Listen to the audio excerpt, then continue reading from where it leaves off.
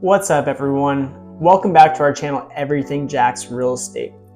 In this video, we're going over the market update for the area of Mandarin here in Jacksonville, and this is going to be the market update for August of 2024. So, if you don't know already, my name's Justin. I'm with the Realkeeper Home Team, here with Everything Jax Real Estate, and we're a team located here in Jacksonville, Florida, and we try to provide as much insight as we can on all the different market trends that are occurring currently here in these areas, in this case, Mandarin. So when I come back, we're going to be going over all the actives, pending, solds, days on market, absorption rate, overall inventory and prices.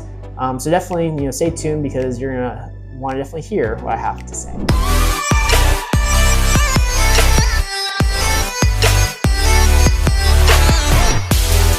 All right, so before we start going over the market report for August for Mandarin, don't forget to like this video, subscribe to our channel, and ring the bell so you're notified when we post more content like this in the future.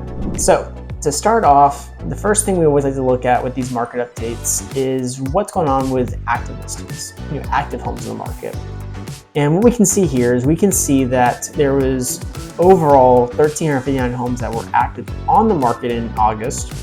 At the end of August, we only had 1,076. So that gave us about 283 of those listings that actually went under contract. This meant that our pending ratio, which is our amount of homes under contract in relation to the overall amount of homes that were on the market, sat roughly around 20.8%. So we are just over that 20% threshold. Now you may ask yourself, why is that 20% threshold so important? Well, when we are over 20%, we are still considered a mildly active market. But when you go under 20% for any individual area, what we actually see is that ultimately we become in a more somewhat slow market. So in this case, we are still in a mildly active market. And when we take a closer look at those homes that were on the market, we actually see that in the $500,000 to $600,000 price range, those actually made up the largest amount of homes that were pending at that 283 pending sales. We also saw that the largest amount of homes that were available for sale were in the $400,000 to $500,000 price point.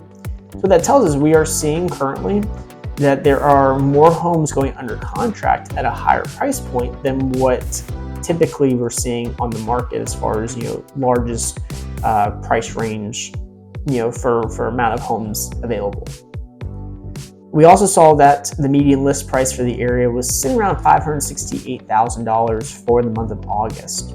So that's just going to tell us in essence that there's with the amount of homes on the market, that 568, we're actually a little bit over the range of $400,000 to $500,000, which makes it the most homes in any individual range on the market. So what that tells us, there's more homes available over 500 than there are available under 400, which is why we're at 568. The next thing we're going to look at is this graph. So this graph is going to show us the difference between the amount of homes available compared to the amount of homes under contract. And what you can see here is that homes in that really $400,000 to $600,000 price point, there is a lot more homes available than there are for sale. And ultimately, what that tells us is that if you're a buyer looking in the Mandarin area and you're looking between say $400,000 and $600,000, you're going to have a lot of options to choose from and potentially less competition because clearly there's not as many homes selling in those price points compared to the amount of homes available. I mean, you got to look at it this way, right? Homes at $700,000 have just as many homes under contract as homes at $400,000. Although homes at $700,000 have a lot less homes available for sale. So what that tells us is that there's a lot more room to negotiate if you're a buyer now than there may have been 3 months ago, 6 months ago, 9 months ago, a year ago. Now, it still means the seller has to be able to negotiate, but that's what's telling us. And if you're a seller, it just means that you're gonna have a little more competition if you're in those price ranges of $400,000 to $600,000 than you may necessarily want to have. But there's always ways to get around that and to get the right buyer. When we look at the last 6 months, we do see there were 1,705 contracts that closed, and it left us with a median sold price of $539,000. So overall, we are seeing a very healthy market with the fact that we are seeing that many homes selling in a 6-month window. And at that price point, $539,000, it is still higher than the range that is the largest for homes that sold, which is $400,000 to $500,000. And alternatively, we did also see that there was a total of 313 listings that failed to sell in that same time period of 6 months. Do keep in mind, homes can fail to sell for many different reasons. It doesn't always mean it's a negative reason. Sometimes it can just be maybe sellers didn't want to sell. May it have anything to do with anything negative. But ultimately, it could mean that it wasn't listed properly. It could mean that maybe the pictures weren't as good as they could have been, so not enough eyes got put on the home. It could mean that it was priced too high. It could mean that the condition didn't match the price. It could just mean the seller had maybe like a job relocation and it never happened. It can be a lot of different things. So it's something to kind of key into and keep an eye on, because you don't want the number to go up a ton. But at the end of the day, we are going to always see homes fail to sell in any kind of market, no matter if it's a buyer's market or a seller's market or even an equilibrium market. Then the next thing we're going to look at is the days on market.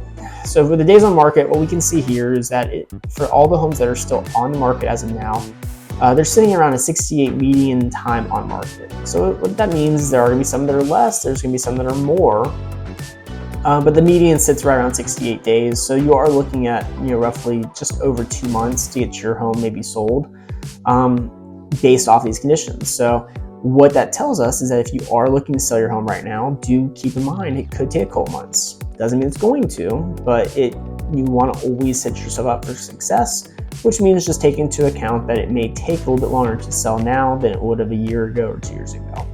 But at the end of the day, if you're working with the right person and you're open on negotiating with a buyer, you probably will get the home sold sooner rather than later.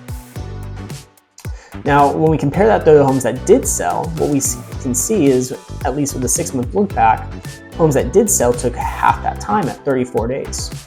And again, it sold for a median sold price of $539,000.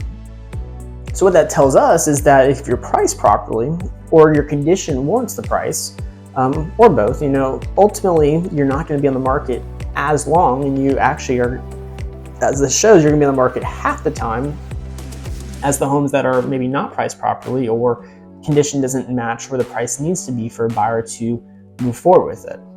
It's one of those things I always tell people, every house will sell. It just a lot of times comes down to price and condition and location.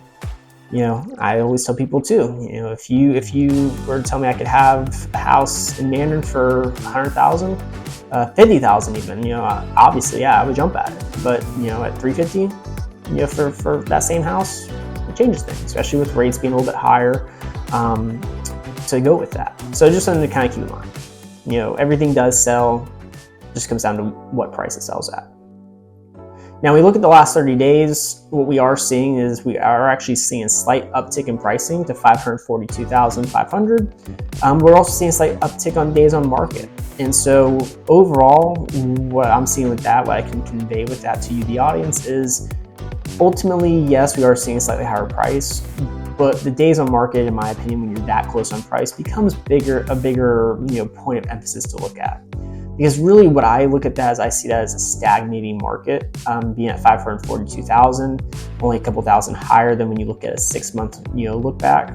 But that extra 7 days on market, that is a whole extra week. It's a whole extra bit of time. And what it tells us is homes are sitting a little bit longer, but they're not necessarily selling for that much more. So you do have to kind of, again, take that into account if you're looking to sell, to be able to say, okay, I might have to just budget a little extra time to get my home sold to the right buyer.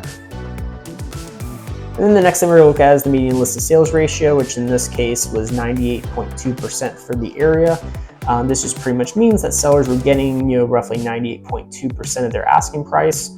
And again, that's just the current asking price. So if the seller came down $50,000 and they took $2,000 off of that to get it sold, once the buyer negotiated, obviously it's going to look very positively in the seller's direction.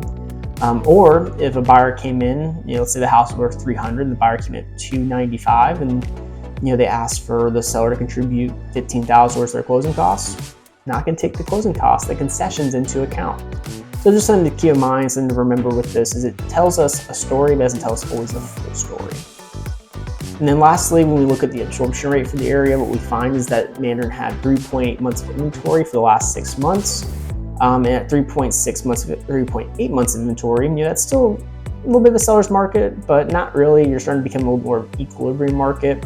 And ultimately, until we start to see inventory levels come down some over there, I really actually think we're going to see that number increase in future months as we start to lose some of the data that was March, April, May in this projection.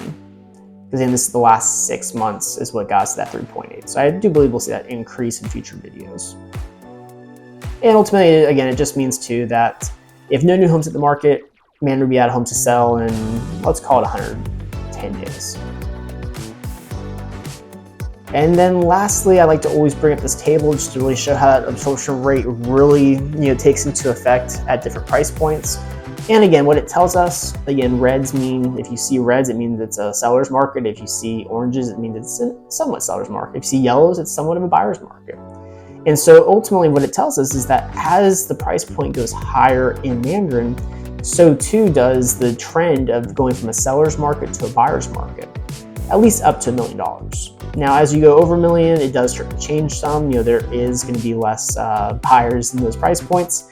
And so you actually then see the trend start to go back the other way to where you do see more of a seller's market again.